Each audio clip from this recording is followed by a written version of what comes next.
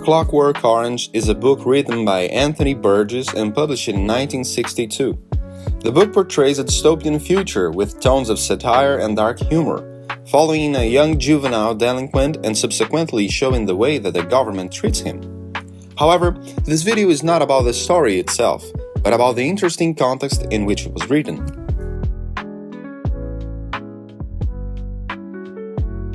Before being a writer, John Anthony Burgess Wilson was a soldier in the British Army. During his service, Anthony was not the kind of serious and committed soldier we expect from a Second World War veteran. Burgess was often known as a prankster and not a good role model for younger soldiers. Even so, young Anthony became a sergeant in 1942 and 4 years later left the army with the rank of sergeant major. During this period, Anthony Burgess also married his fiancée, Louisa Isherwood Jones, commonly called Lynn. In the following years, Mr. Burgess lived a normal life, working as a teacher and a writer. In 1954, Anthony Burgess joined the British Colonial Service and became an educational officer in the Federation of Malaya, where he improved his writing technique and published his first 2 books. Life was going very well for the Burgess couple, with a good job and an interesting literary career emerging every day. Then everything changed in 1958. Anthony and his wife moved to Brunei, where he would also work as a teacher. However, local politics directly affected Anthony. Although Brunei was a British protectorate, the local government was ruled by the Sultan Omar Ali Saifuddin III. Anthony was not happy in the country, even writing a veiled criticism of Brunei, published only in 1961, under the name Devil of a State. Mr. Burgess began to have serious personal problems. First, his profession as a teacher was failing. According to some acquaintances, Burgess said that it was practically impossible to educate Brunei's elite, remembering that he taught the upper class. Secondly, the climate of Southeast Asia was no longer good for him. Thirdly, Anthony began abusing alcohol. And finally, his diet was terrible. Shortly afterwards, Anthony Burgess collapsed while teaching a class in Brunei, in September of 1959. In late 1959 and early 1960, back in England, Anthony was diagnosed with a brain tumor, and the doctor gave him only 1 year to live.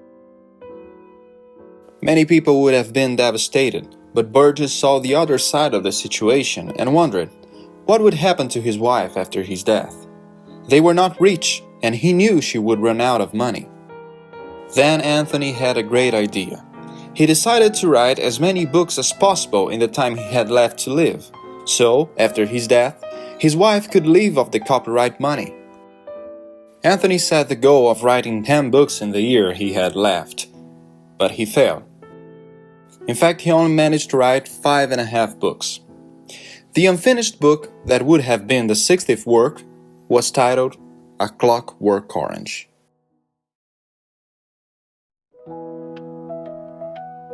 One year passed and Anthony Burgess was still alive and well. At that moment, he discovered that the diagnosis he received was wrong. Surprised by the news that he would live longer, Anthony continued to write and finished his incomplete book, which would become his most successful work, A Clockwork Orange, published in 1962. Anthony Burgess' life continued for many years, and even his wife, Lynn, predeceased him, leading him to marry his second wife, Liana Marcellari, in 1968. In fact, Anthony Burgess only died in 1993, 33 years after his diagnosis. Well, it's a fact that Anthony Burgess' life was very interesting, but there's still one question. A Clockwork Orange is not the kind of book we would expect from someone in their deathbed. It's a complex, dense, and devastating book. The question is, what motivated Burgess to write it? Let's recap a few things. Burgess left England in 1954 and only returned at the end of 1959, almost at the beginning of the 1960s. The English culture changed drastically during this period, especially with regard to young people. By the end of the 1950s, the existence of urban tribes was consolidated, and English Youth was an example of this. The main rising tribes were the Mods and the Rockers. These two tribes were practically opposites and lived in conflict, reaching their peak in 1964, when the English media itself paid attention to them, treating them as a perversion of English Youth. These two groups also had their own dialects and slang, and they communicated with each other in a very peculiar way. If you're watching this video and already know the story of the book, the pieces have already fallen into place. Burgess was fascinated by this new culture that had just emerged in his homeland. It was then that he had a brilliant question. How would the state deal with people like this? Would the state have to become as brutal, as strong, as aggressive as they were? And after all, would that solve anything? They were young and had the right to free will, so would it be fair for someone to take that away from them?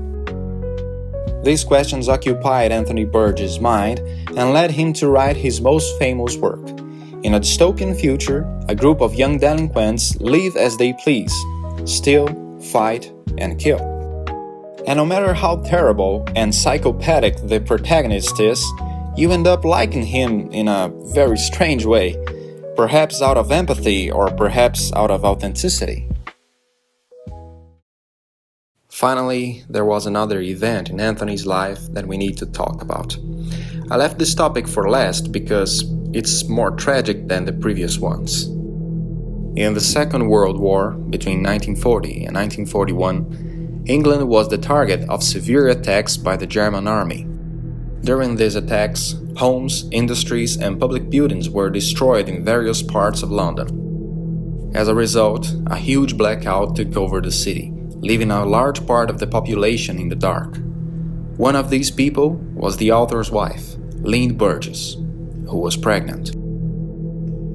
A group of 4 deserted American soldiers were looking for trouble during the London blackout, and one of the vulnerable houses was Lynn's. I won't go into details, but some people say that she lost a baby that night.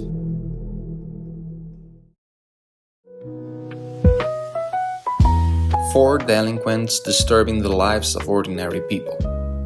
Pretty interesting.